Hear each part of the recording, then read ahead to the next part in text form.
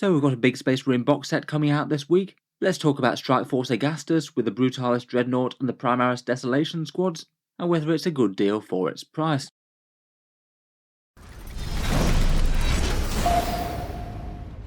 Hello and welcome back to Warspecs Tactics, where today we're talking Space Marines, and it seems that this week Games Workshop is putting Strike Force Agastus up for pre-order. We now know its confirmed pricing. It's going to be £120, €155 or $200 for the Space Marines that you can see here. Let's talk through the box and the release, the miniatures contained within, and how good a deal it represents compared with Games Workshop's other Warhammer offerings.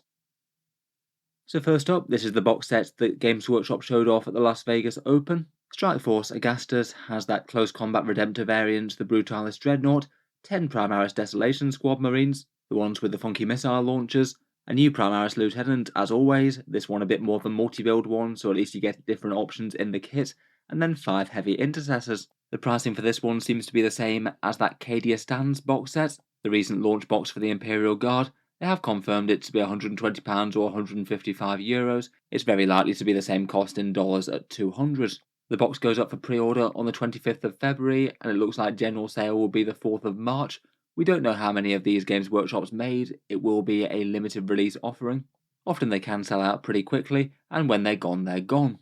As well as just the miniatures in the box, it looks like you also get a little rule booklet as well. I'm guessing that one will contain the rules for the Brutalis Dreadnought and the Missile Primaris, seeing as they don't have their own datasheets yet in Codex Space Marines, plus you get a couple of copies of the Ultramarines transfer sheet. Going through the miniatures one by one, perhaps the most interesting bit of the box for a fair few people might be this new Brutalis Dreadnought. This thing is kind of billed to be the close quarters Redemptor variant, getting 2 combat weapons rather than just one, and they did say that it was designed to be kind of akin to the Blood Angels Furioso Dreadnought, which has a kind of similar feel with its fists and talons. In terms of appearance, it basically looks very similar to the Redemptor Dreadnought for the main chassis, probably a good thing to help tie the Primaris range together a bit. Some of the armour panels are slightly altered, but the main variations are the war gear. You get a twin heavy stubber on the top. The hull mounted weapons can either be multi-melters or heavy bolters, so some fairly serious firepower there, particularly if you pick the melters. And then for the main armament, you've either got the option of the Brutalis Fists or the Brutalis Talons. The Talons are just a pure close combat weapon. The Fists come with a couple of built-in auto bolt rifles, so that's a not insignificant amount of anti-horde shooting that you trade out for there. It sounds like the Talons will be the focus melee option, so a bit stronger in melee overall, but the Fists would still be okay, and they get you a bit of shooting. We did have a leaked datasheet profile for the Brutalis Dreadnought. Currently it's not confirmed if this is accurate or not, but the rumours had it a kind of similar stat line to the Redemptor, a little bit more movement, and 1 extra attack given the 2 close combat weapons, a power level of 10 which would imply it should be around the same points cost as the Redemptor Dreadnought, perhaps around 190. Apparently those stubbers on the top are Icarus ones, so they get a +1 to hit against aircraft. I strongly suspect that you'd have to pay extra points to swap out for the multi-melters, otherwise they'd be kind of a no-brainer. And then you've either got melee options that are the same as the Redemptor, with just strength ×2, AP3 and damage D3 +3 on those fists, but they're the ones that get you an extra 12 anti-horde shots, or you can swap them out for the Brutalis Claws, gain AP -4 and reroll wound rolls on the primary damage attack, which is really quite big, and also gain the option of a sweep mode against hordes and things, strength user AP3 and damage 1, but you get to double his attacks for that one. Overall I think they both seem pretty interesting, and kind of surprising that you could make this guy genuinely quite shooty if you wanted to. 2 multi-melters plus basically 20 anti-horde shots isn't really too bad for a Dreadnought that also does damage in melee too.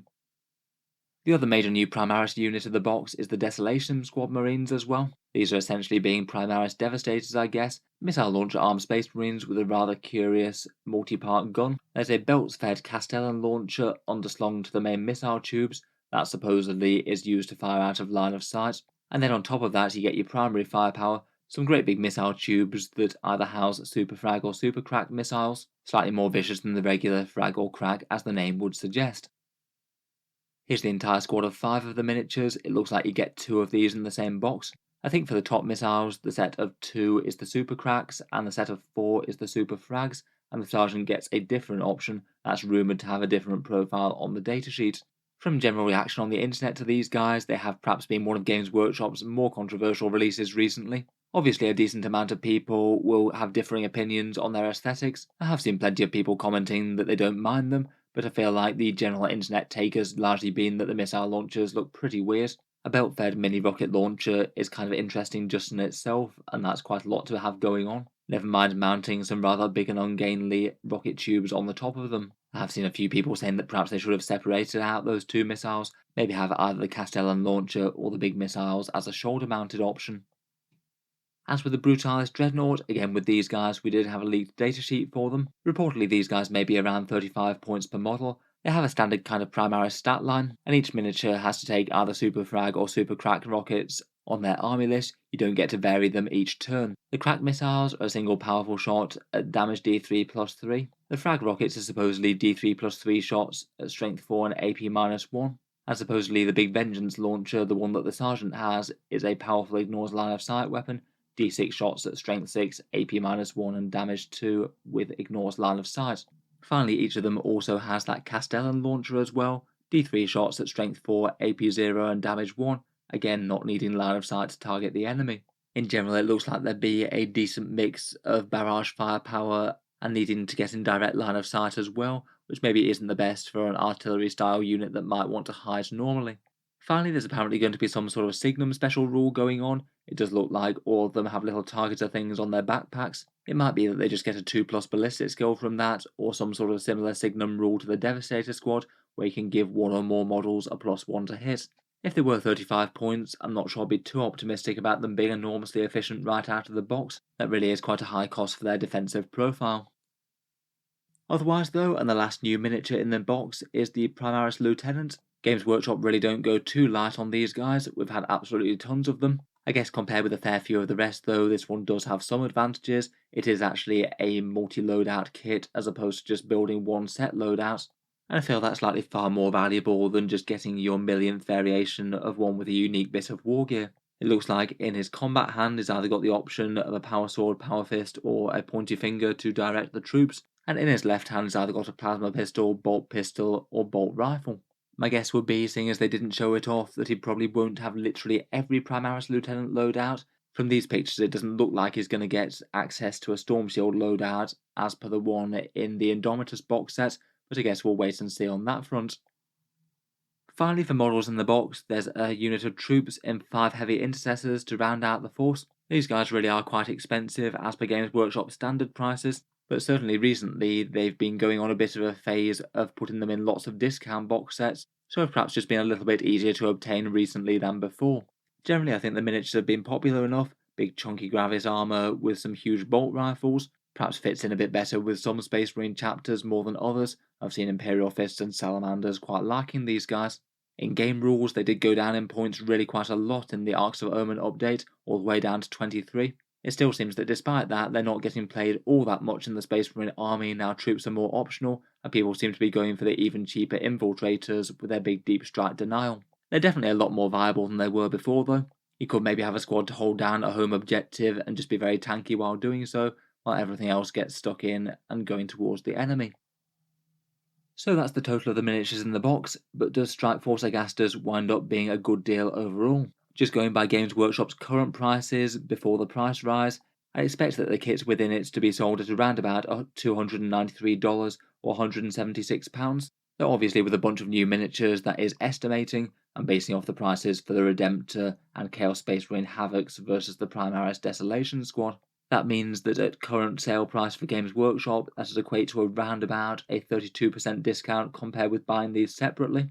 Kind of a standard discount in line with Games Workshop's usual practices, I guess. Things like Combat Patrols and their Battle Force box sets often tend to fall around this sort of line, and I guess maybe it's not too bad considering that there's really quite a lot of new miniatures in this one, which generally tends to be interesting just in itself. I would bear in mind that this one's going to be costed for the price rises as well. With all of Warhammer going up just a little bit, I'd guess that 32% figure would actually wind up being something like 35 or more after Games Workshop has done the increases. So I guess there is the potential for this box set to look a little bit better in hindsight than it does at the moment. Not sure you can really give Games Workshop too much credit though by making this look better by putting up the cost of everything else. Otherwise, in terms of points in the box, it looks like it's around about 720 points. That's decent enough by points per dollar by 40k standards. 3.6 is above average, though maybe not super standout for these big box set deals. I think overall, just by the theoretical numbers, it seems like a pretty reasonable Games Workshop deal. Provided you do want the miniatures within, it is a fairly decent discount and gets you a decent chunk of points on the board. In reality though, I think that the decision whether or not to buy the box set is going to be fairly carried by whether or not you like those Desolation Squad Space Marines. The box really is quite heavy on them with 2 squads of 5. Overall it basically means that if you like them, then great, the box set is probably a good deal for you. If you don't like or want them, then this box set probably isn't for you. Any theoretical savings are probably just going to be a bit outweighed by 2 out of the 5 units in the box set being ones that you don't really want. So anyway, let me know your thoughts on Strikeforce Agastus down in the comments below. Would you be tempted to pick up this box set? And let me know why you are or aren't doing so. If you've enjoyed the video, then feel free to subscribe to Auspex Tactics, or I'll certainly keep the regular 40k updates coming. I do tend to post new videos just about every day. Finally, if you have been enjoying the videos on the channel, I would just like to mention that Auspex Tactics does have a Patreon page, and that's how I can afford to keep on making videos like this each and every day. If you are enjoying a lot, then any support is enormously appreciated. Channel patrons do get access to a few other things. You get to see certain videos early, regular votes to see what sort of things come next on the channel, and automatic entry into the regular prize giveaways with the chance to win some really big model kits each month. If any of that sounds good to you, or you'd just like to help support, the link is down in the video description. In any case, a massive thank you for listening, and I'll hope to see you guys next time.